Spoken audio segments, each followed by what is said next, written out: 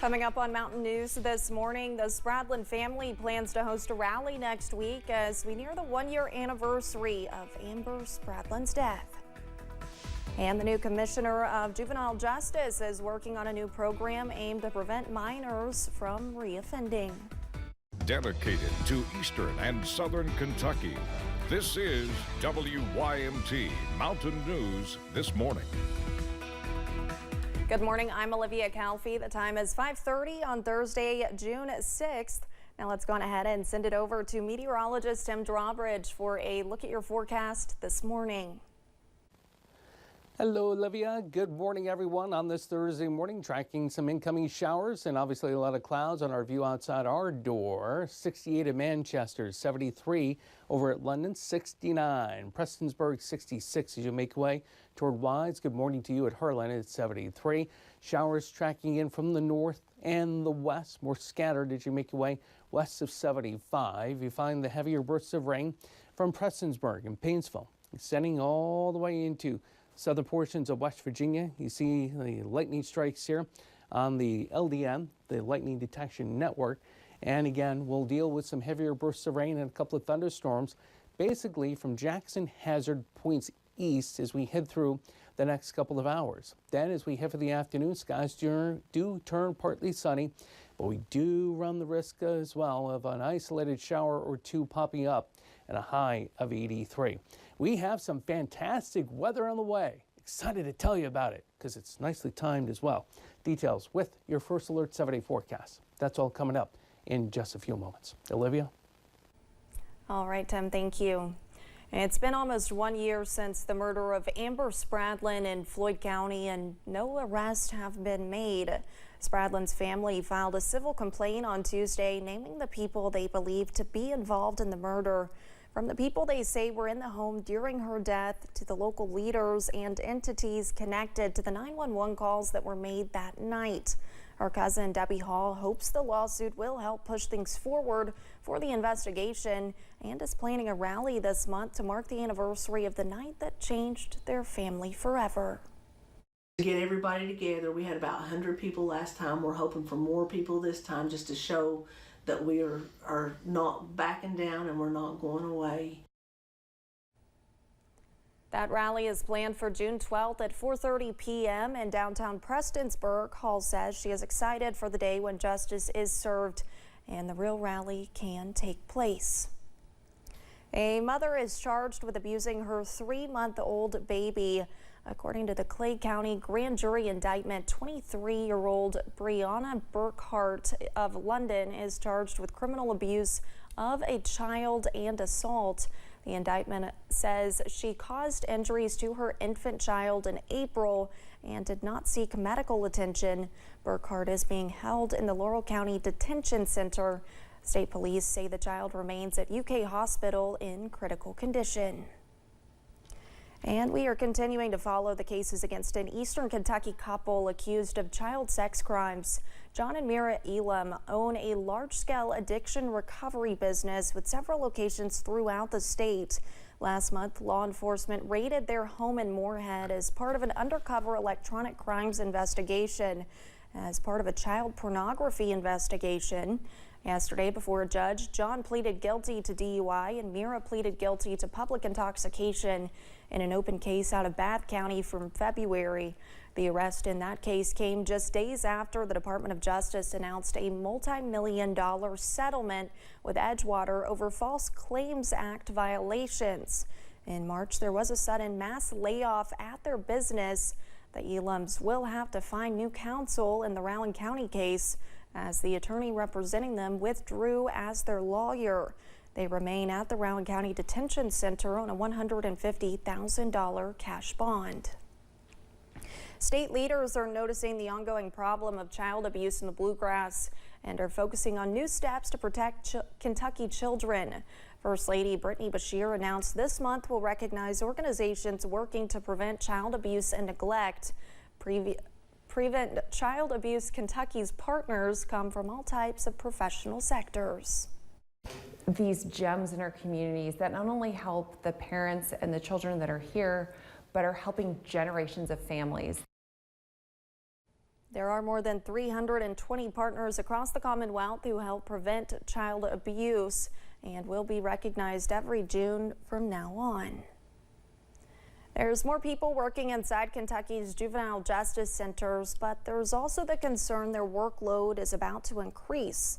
While investigations continue into some high-profile violence and riots inside some of the state's youth treatment centers, Kentucky lawmakers were given an update from the state's newly appointed Juvenile Justice Commissioner. WYMT's Phil Pendleton reports on what he says is being done to expand treatment and create safer environments within the centers. Kentucky's new Commissioner of Juvenile Justice says he's had a lot of experience in working with prisons, but he says the typical juvenile offender today is much different than just a decade ago.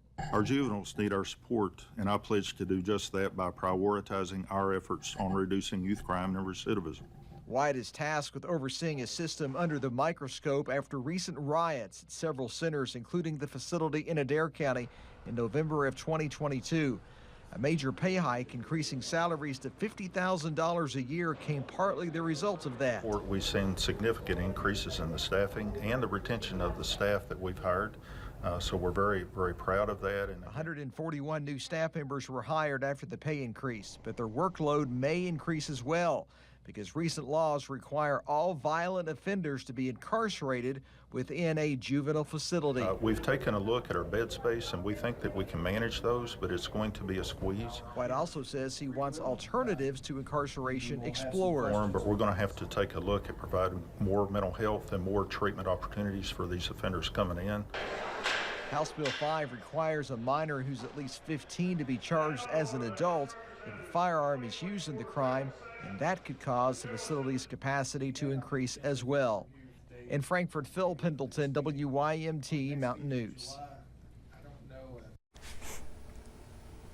Department of Juvenile Justice officials told lawmakers there are about 400 kids currently in various facilities around the state.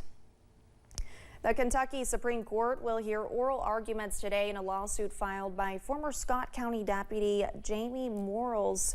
He was shot in 2018 while helping to make an arrest. The shooting left him paralyzed. He sued the city of Georgetown, the police department, and 2 officers for negligence. The justices will hear arguments on whether the officer and the city of Georgetown are immune from the claims made by Morales. Deputies are looking for a missing man in Bell County. 71-year-old Roscoe Belcher was last seen Monday on Cow Fork Road in the Beverly community. He's 5'9", 160 pounds with brown eyes and brown hair. He has blue ink cross tattoos, possibly on a hand or finger. He's known to go hiking in the mountains. If you have any information, call Bell County Dispatch at 606-337-6174. A Tennessee man is charged with attempted murder in Whitley County. Police responded to a complaint on May 29th at the Shell gas station in Williamsburg. Police say Kevin Ray poured gas mixed with oil on Kendra Ward and flicked on a lighter with the intent to kill her. Ray was arrested and taken to the Whitley County Detention Center. He's charged with attempted murder, wanton endangerment, and terroristic threatening. And we have an update on a deadly crash in Buchanan County, Virginia, that we covered earlier this week. The crash happened Tuesday evening on Route 460. Police say a Mini Cooper crossed the center line, hitting an ambulance. 2 people died as a result. The driver, Carl Skeens, and a passenger, Donald Stiltner, were pronounced dead at the scene. The driver of the ambulance, a passenger, and a patient were taken to the hospital with non-life-threatening injuries. Police are searching for 2 people in the Big Sandy region. Take a look at your screen. The Louisa Police Department is searching for these 2 people. A post on social media did not say what they are accused of doing, but you can contact Louisa PD at 606-638-4058. Wayland without water. That's the rough shape parts of the city have been in for the last 5 days. Officials with Southern Water have reached out to outside services like the Kentucky Rural Water Association to help resolve the issue. In the meantime, we asked people in the community of Wayland how this is impacting them and their lives. Day 3, you're starting to feel a little grimy and you're thinking, oh, the dishes are piling up, but oh, we'll have water tomorrow. And you start, you keep your enthusiasm high. Day 4, you're kind of like, I better start calling people because I don't know what's going on. Day 5, you start begging for help. Officials believe that this is the longest that Wayland has been without water since the 2022 flooding. There's no timetable for when the water service will be restored, but crews are giving water out at the old Wayland High School. New data shows the average pay in Kentucky has grown over the last year. A study conducted by ADP Pay Insights shows that Kentuckians who stayed in the same job over the last year saw a 5.7% wage increase. It also shows that younger people staying in the same job see a larger growth in pay. Data shows the median annual salary in the state is now $55,900. And when we return, Apple is moving over as another company takes second place as the second largest public company in the U.S. Had something to do with computers and video cards, maybe. We'll find out, right? In the meantime, the Pinpoint Doppler radar active with some showers this morning. Some of us with some heavier bursts of rain, especially as you make your way out toward Pikeville, Louisa, and central portions of Virginia, West Virginia, that is. How about the rest of the day? Can we improve things? Some nice weather for Friday and Saturday. All the details with your First Alert 7-day forecast coming up right after this.